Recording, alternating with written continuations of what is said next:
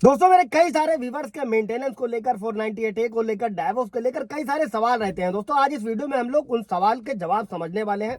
जय हिंद, नमस्कार, मैं एडवोकेट आशीष मिश्रा। लाइक कर दीजिएगा, शेयर कर दीजिएगा, सब्सक्राइब कर दीजिएगा ताकि इन्फॉर्मेशन और लोगों को मिल सके। दोस्तों अगर आपका भी कोई सवाल है कोर्ट से रिलेटेड, पुलिस से रिलेटेड, इन केसेस से रिलेटेड, तो आपको भी आपका जवाब मिलने वाला है।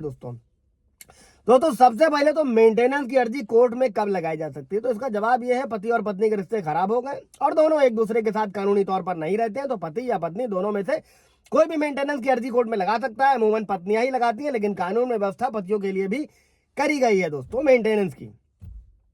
अभी अगला सवाल दोस्तों कि अगर कोई पुरुष बेरोजगार है तो क्या वो अपनी कमाऊ पत्नी से जो है, अगर पत्नी कमा रही है तो क्या भरण पोषण का खर्चा मांग सकता है? तो जवाब है बिल्कुल हाँ, मांग सकता है दोस्तों।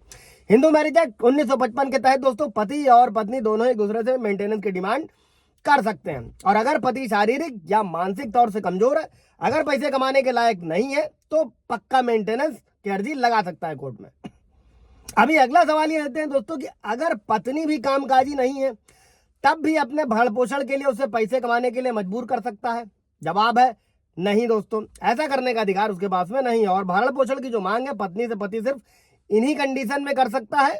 पति ने अगर पत्नी से मेंटेनेंस लेने का दावा किया तो पति को कोर्ट में साबित करना होगा कि वो शारीरिक या मानसिक तौर पर कमाने के लायक नहीं है और उसकी पत्नी पैसे कमाती है। दोस्तों धारा 24 के तहत दोस्तों कोर्ट में अगर पति पत्नी का कोई केस चल रहा है और कार्यवाही के दौरान कोर्ट को यह पता लग जाता है कि पति खुद की जरूरत नहीं पूरी कर पा रहा है, यहाँ तक कि उसके पास इस कोर्ट की कार्रवाई के लिए भी पैसे नहीं, तो कोर्ट पत्नी को आदेश दे सकता है कि वो अपने पति को मेंटेनेंस और कोर्ट के केस में आने जाने के लिए जो खर्चा है उसको दे। हालांकि इसमें पत्नी के पास सोर्स ऑफ इनकम होना जरूरी है, लेकिन इसी के अगेंस्ट हाईकोर्ट का एक जजमेंट है, पति मजदूर है, कैसे भी करके लाके दे, लेकिन उसे पत्नी को मेंटेनेंस दे रहा है। दोस्तों ये जग जाहिर है, आप लोगों को भी पता है, अगर आप लोग अपने मुकदमे लड़ रहे हो तो कैसे डील करते हो, फेस करते हो, वो सब आप लोगों को अच्छे से पता होगा।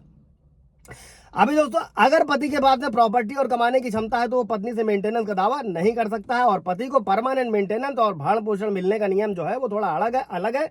और इस कंडीशन में पति जो कोर्ट है पति और पत्नी की दोनों की प्रॉपर्टी को ध्यान में रखकर विचार करता है। मान लीजिए फॉर एग्जाम्पल कोर्ट ने पत्नी को आदेश दिया है कि वो अपने पति को ही महीने में भरण पोषण का खर्चा दे और पत्नी देने भी लगती है। ऐसे में अगर पति को कमाने लायक हो जाता है और काम करने लगता है तो पत्नी के दावे पर जो है कोर्ट अपने फैसले को रद्द कर सकती है या फिर बदल सकती है। दोस्तों इस पर बाकायदा धाराओं में 145 146 व्यवस्था करी गई दोस्तों, जो नए कानून में 145 146 में, पुराने कानून में सीआरपीसी 126 में थी। दोस्तों कोई सवाल जब होगा इससे रिलेटेड तो पूछ जाए। अभी अगला सवाल दोस्तों कि जो पति या पत्नी है मेंटेनेंस की लड़ाई के बीच में क्या कोर्ट में जो बच्चों पर होने वाला खर्च होता है उसको भी देखकर फैसला करती है? दोस्तों जवाब है हाँ, क्योंकि धारा 25 के तहत तलाक के वक्त एक साथ या फिर महीने के हिसाब से मेंटेनेंस जो है वो तय किया जाता है।